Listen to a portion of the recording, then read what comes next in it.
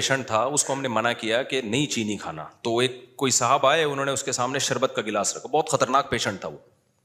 بہت اصرار کیا, وہ نمازی بھائی تھے, بہت اصرار کیا بھائی یہ پی لو یہ پی لو, وہ کہہ رہے نہیں نہیں نہیں مجھے شوگر ہے. جب انہوں نے زیادہ اصرار کیا نا اور کہا اللہ نے چاہا کچھ نہیں ہوگا انشاءاللہ, اللہ نے چاہا تو کچھ نہیں ہوگا. دیکھو صحابہ کرام کا اللہ پہ توکل تھا, انہوں نے دریا میں گھوڑے دوڑا دیے,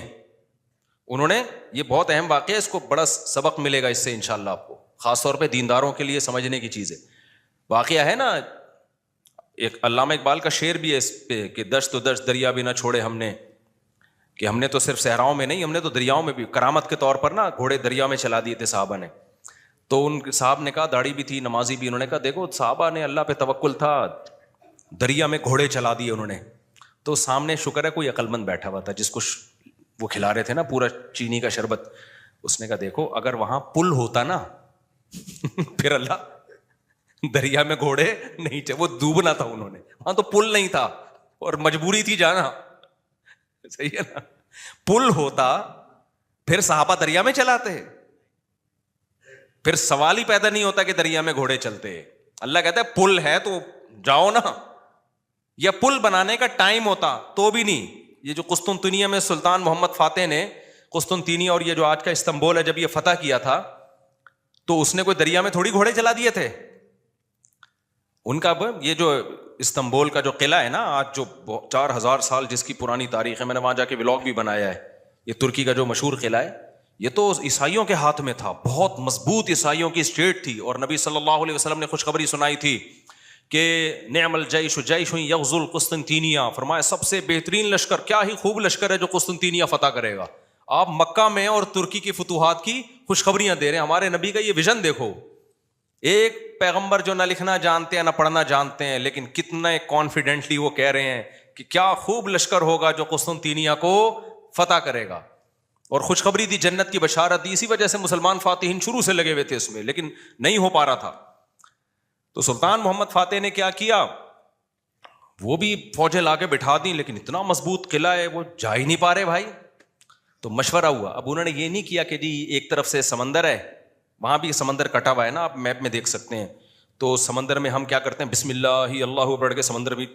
نکل جاتے ہیں, بڑھ جانا, ڈوب جانا تھا انہوں نے, اور کیا. تو اللہ کہتا ہے پہلے اپنے سارے اسباب اور وسائل تو استعمال کرو,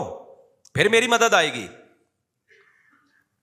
تو سلطان محمد فاتح نے مشورہ لیا, بھائی کیا کریں یار, یہ تو ناممکن ہے, پیچھے پورا یورپ تھا نا, وہاں سے بھی تو مدد آ رہی تھی ان کی, تو ناممکن تھا اسباب کی دنیا میں بھی. 600 سال ہو گئے, علاقہ ہی نہیں فتح ہو کے دے رہا, اب تو کچھ کرنا پڑے گا کہ نہیں کرنا پڑے گا, اب تو کچھ کرنا ہے بھائی. تو ماہرین بیٹھے, انہوں نے مشورہ دیا, استخارہ نہیں نکالا, خوب سمجھ لو کہ استخارہ نکال کے دیکھتے ہیں فتح ہوگا تو ٹھیک ہے, نہیں تو واپس چلو. دیکھو وہ اسباب بھی اختیار کرتے تھے اور اللہ سے دعائیں بھی. سلطان محمد فاتح کے لشکر میں ہمیشہ کوئی نہ کوئی اللہ والے بزرگ اس وقت کے ہوتے تھے, ان کو صرف دعاؤں کے لیے لے کے جاتا تھا. وہ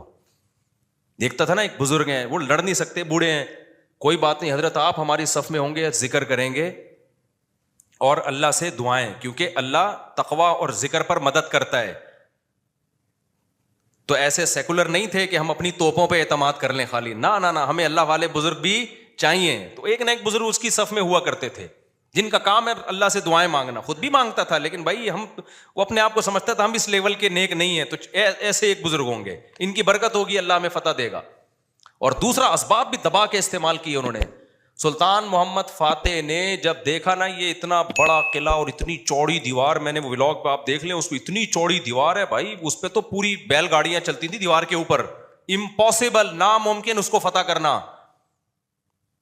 تو سلطان محمد فاتح نے بزرگ بھی رکھے اپنے پاس, اللہ اللہ بھی ہو, ذکر بھی ہو,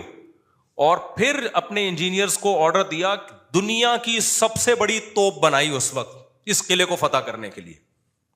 جس کو دیکھ کے آدمی, وہ توپ میں دیکھ کر آیا ہوں اس کا ڈیزائن, یا شاید وہی توپ رکھی ہوئی, مجھے یاد نہیں ہے. اتنی بڑی توپ بنائی ہے نا, اس سے جو لوہے کا گولا نکلے گا تو دیوار میں کچھ ہلائے گا تھوڑا سا, وہ دیوار کچھ ایسے, جب 1000-2000 گولے نکلیں گے تو شاید دیوار میں کچھ دراڑ آ جائے. اتنی اسٹرگل کی اس نے, اور اتنے لوگ, ہم نے تو ترکی میں نا انہوں نے وہ بنایا ہوا ہے ایک آڈیٹوریم میں نا, وہاں پر ایک جیسے نہیں سیارہ گاہ ہمارے یہاں آپ کو ملتی ہے ادھر, پلانیٹوریم دیکھا ہوگا آپ نے,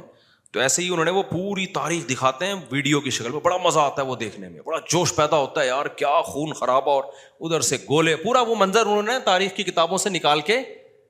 اس کو فلمایا ہے. لیکن ایسے نہیں کہ پروجیکٹر پہ, بلکہ آپ جائیں گے نا تو آپ کو ایسا لگے گا آپ وہاں 3D میں آپ سمجھ لیں, آپ کو لگے گا آپ وہاں پہنچ چکے ہیں. وہ ایسا چیخیں نکلتی ہیں یار وہ منظر دیکھ کے, ایسے تھوڑی پیڑے کھائے ہیں مسلمانوں نے یار, پوری دنیا پہ حکومتیں کی ہیں, آج بیٹھے ہیں وزیر اعظم بن نہیں رہا, صحیح ہے نا. بہت محنتیں کی ہیں مسلمانوں کا ماضی بڑا خدا کی قسم شاندار تھا. میں بار بار کہتا ہوں نا, ایک گورے کی ویڈیو بھی میرے موبائل میں پڑی ہوئی ہے, وہ لندن میں یا امریکہ میں بھول گیا, یونیورسٹی میں وہ گورا لیکچر دے رہا ہے, ابھی میرے موبائل میں ویڈیو پڑی ہوئی ہے, وہ گورا لیکچر دے رہا ہے, گورا کہہ رہا ہے تو وہ کالا, لیکن گورا اس سینس میں کہہ رہا ہوں کہ امریکن ہے, اس سینس میں کہہ رہا ہوں, یا تو میرا خیال ہے امریکن ہے, یو کے کا نہیں ہے, وہ ان کا جو لب و لہجہ ہے نا وہ امریکن لب و لہجہ. وہ یونیورسٹی میں لوگوں کو بتا رہا ہے کہ ونس اپون اے ٹائم, ایک ٹائم تھا کہ آپ کو مسلم سائنٹسٹ کے علاوہ دنیا میں کوئی سائنسدان نظر ہی نہیں آتا تھا, ہر فیلڈ میں کون سا سائنٹسٹ تھا, مسلمان. اور وہ کہہ رہا ہے کہ فلکیات کے علم میں مسلمانوں نے اتنی ترقی کی تھی. پھر بغداد کی یونیورسٹی کا نام لے رہا ہے وہ, بغداد میں جو ہماری خلافت تھی,